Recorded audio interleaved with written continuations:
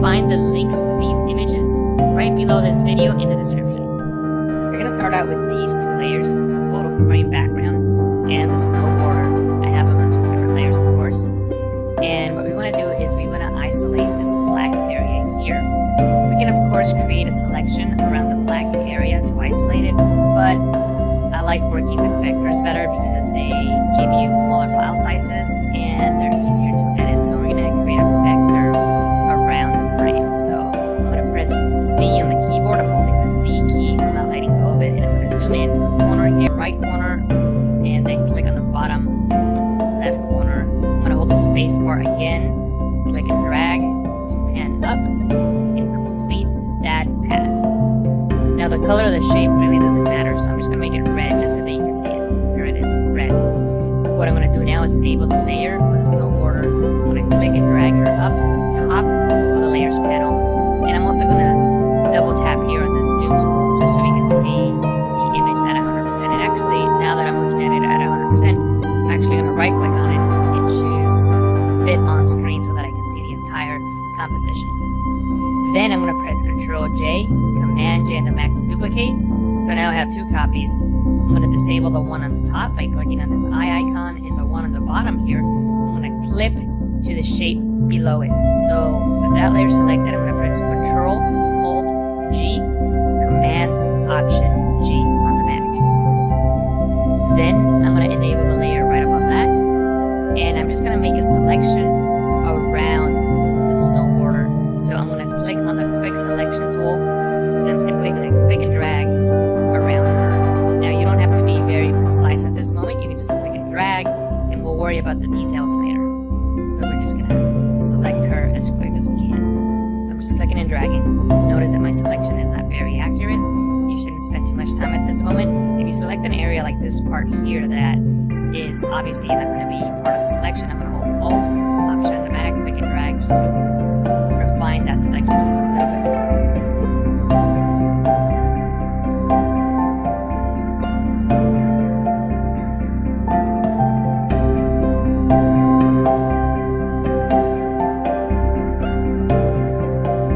Okay, now that I have selection active around the snow border, I'm going to select that top layer and click on the layer mask icon to create a mask around the snow border. So what I'm going to do now is click on this top layer, hold Shift and click on the layer below it so they're both selected, and I'm going to click on this little chain link icon here to link those two layers. What that allows you to do is when you move one of those layers with the move tool, it moves both.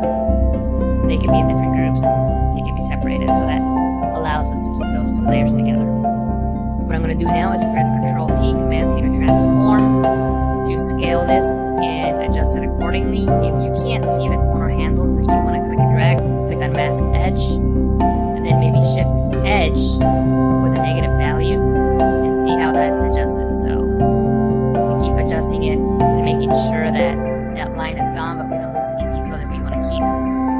Also, with this brush selected, I can click and drag here on the hair, and hopefully we'll get a better selection. So now it didn't do that good of a job here, so I'm just gonna leave it like this for now, and then I can come back with the brush tool and fix that in a moment. So I'm gonna press OK, click on the brush tool, paint with white in areas that I want to keep. So I'm just gonna paint with white in these areas here.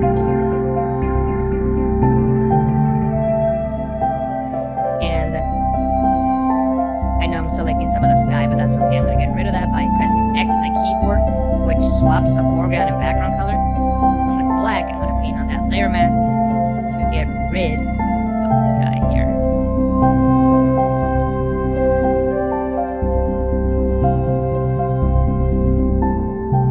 And I'm not going to take the time to do so now. I will do that after the tutorial. You can see the final image, but I'm just going to go around the entire image and just make sure that everything is masked out accordingly. And in most of these areas, everything seems to be okay. I know we got to work on this area here. And like I said, I'll do that after I'm done with the tutorial and you can see my final result. But for now, we'll just leave it as is. I'm going to press Z on the keyboard, right click, and choose Fit to Screen. And what we're going to work on now is extra elements that are going to help our composite look much more realistic and much more interesting.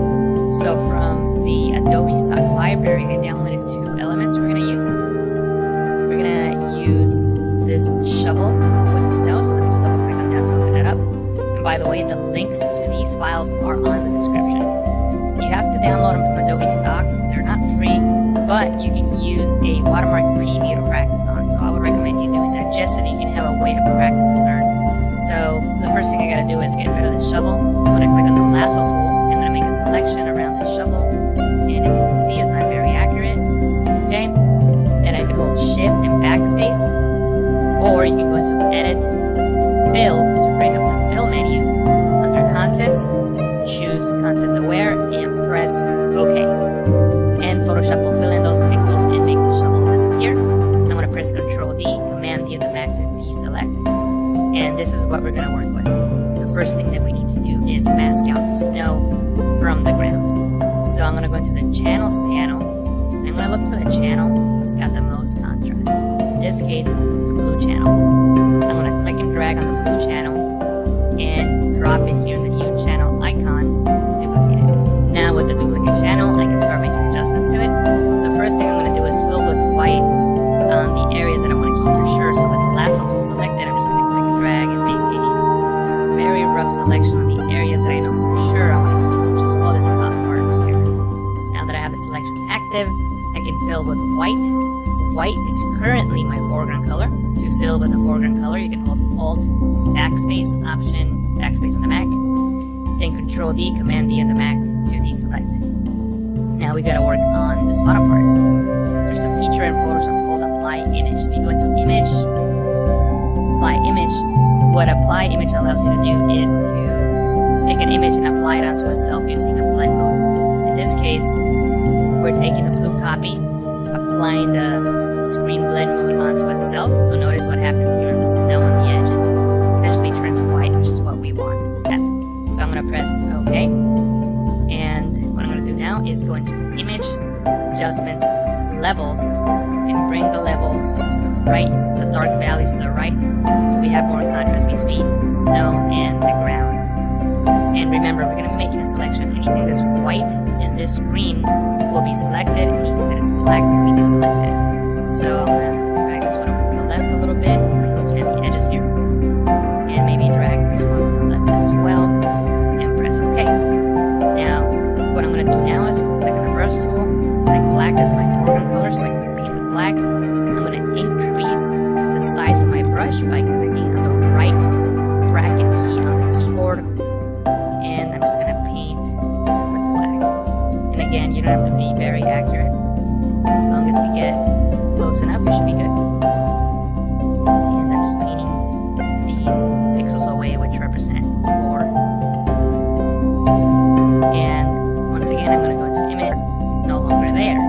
Now, it's not a perfect selection, but it's going to work because the color of the floor and the color of the table are very similar colors, and I think we're going to be able to get away with it. So what I'm going to do is I'm just going to simply click on the layer, select the Move tool, click and drag the layer over onto the other file by hovering over the tab, then coming down and releasing, and there's our file. It's a really big layer, so we're going to need to scale it down. Control T, Command T on the Mac, transform. We can't see the corner handles, so I'm going to press Control 0, Command 0 on the Mac. There's the corner handles, and now I'm going to adjust them accordingly. I'm holding Shift as I'm clicking on these corner handles to keep the file constrained. The angle is not really matching my scene, so I'm going to right click on it and choose Flip Horizontal. And from here I can match the scene a little bit better, and I can even distort it if I want to. Maybe right click on it and choose Distort just to get a better perspective of the scene that we're working with. Maybe something like this. And press Enter when you're done. Now that we have this file in place, I'm going to press V on the keyboard, right click, fit to screen. Then I'm going to press V on the keyboard to get the Move tool, and maybe I can move it around if I need to. And I'm going to click on the new group icon to create a new group. I'm going to click and drag this snow layer in there. I'm going to collapse it, and now it's in that group. Next, I'm going to hold Alt, Option on the Mac, and click on the layer mask icon to create a black layer mask which hides everything. Then, with the brush tool, I can paint with white on this layer mask to start revealing some of that snow. So I'm going to use the bracket keys on the keyboard as I work to increase and decrease the size of my brush. So I'm just painting with white, just bringing in some of that snow.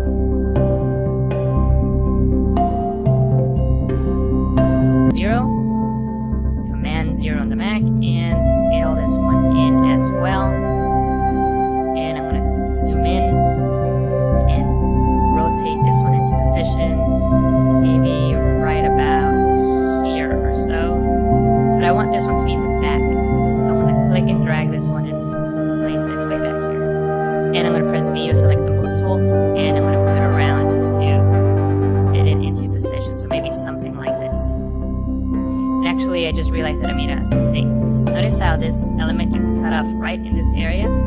That's because this element needs to be right here. It needs to be in between the layer that's popping out of the subject and the layer that is connected to the vector. So right in between those two.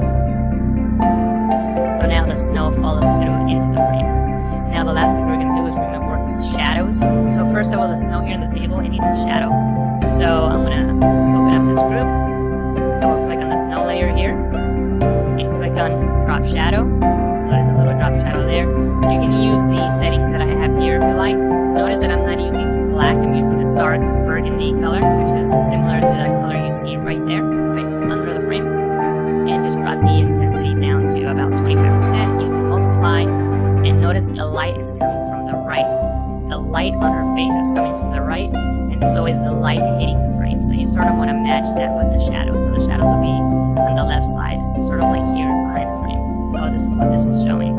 So if I were to bring it up to 100%, this is what that looks like. Obviously that's too much, so leave it at about 25% or so.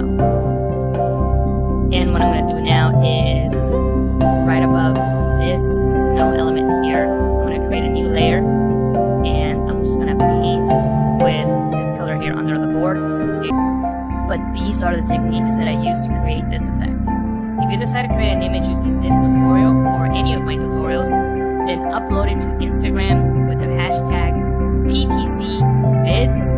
Every so often I do a search for that hashtag, and if I find your image, I'll leave a comment. And that's it for this tutorial. I hope that you enjoyed it and that you learned something new. If you have any comments or questions, leave them down below. If you enjoyed the tutorial, don't forget to click that like button and share this video with a friend. If you haven't already, subscribe to the Photoshop training channel now. Thank you for watching, and I'll talk to you again soon.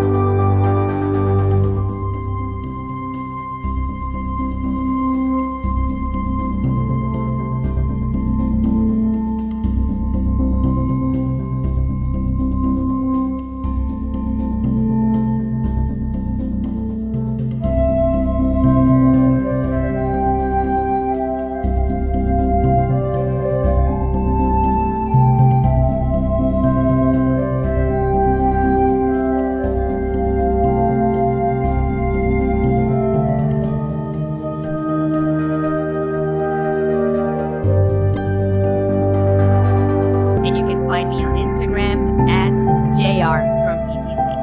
In this video, I'm going to show you how to create a 3D pop-out photo effect in Photoshop.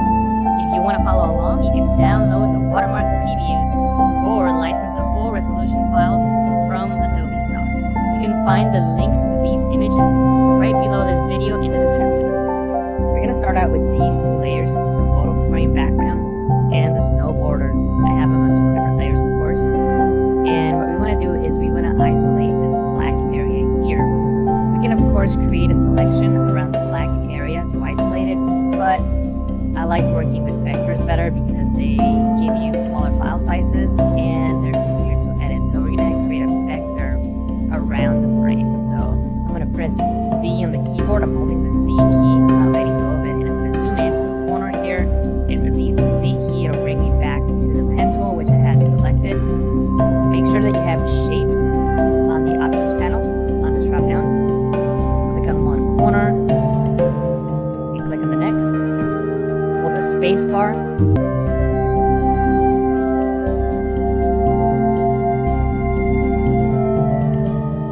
Okay, now that I have selection active around the snow border, I'm going to select that top layer, click on the layer mask icon to create a mask around the snow border. So what I'm going to do now is click on this top layer, hold shift and click on the layer below it so they're both selected. And I'm going to click on this little chain link icon here to link those two layers. What that allows you to do is when you move one of those layers with the move tool, it moves both. They can be in different groups and they can be separated, so that allows us to put those two layers together. What I'm going to do now is press Ctrl T, Command T to transform, to scale this and adjust it accordingly. If you can't see the corner handles that you want to click and drag on, you can press Ctrl 0, that's Command 0 back, for the bird's eye view that allows you to see all four corner handles. Then I'm going to click and drag this one here to scale it down. I'm holding Shift, Alt, that's Shift, Option on the Mac. Now at this point, you can go back and adjust the layer mask if you need to. So I'm going to zoom in just so we can see the areas that we need to work on. So we need to work on this area and then the blue outline around her body. So we can adjust that by clicking on the layer mask in the properties panel. You can click on mask edge. If you don't see the properties panel, you can go into window, properties. Click on mask edge, and then maybe shift edge with a negative depth. Click on the brush tool, paint with white in areas that I want to keep. So I'm just going to paint with white in these areas here. And I know I'm selecting some of the sky, but that's okay. I'm going to get rid of that by pressing X on the keyboard, which swaps the foreground and background color. And with black, I'm going to paint on that layer mask to get rid of the sky here.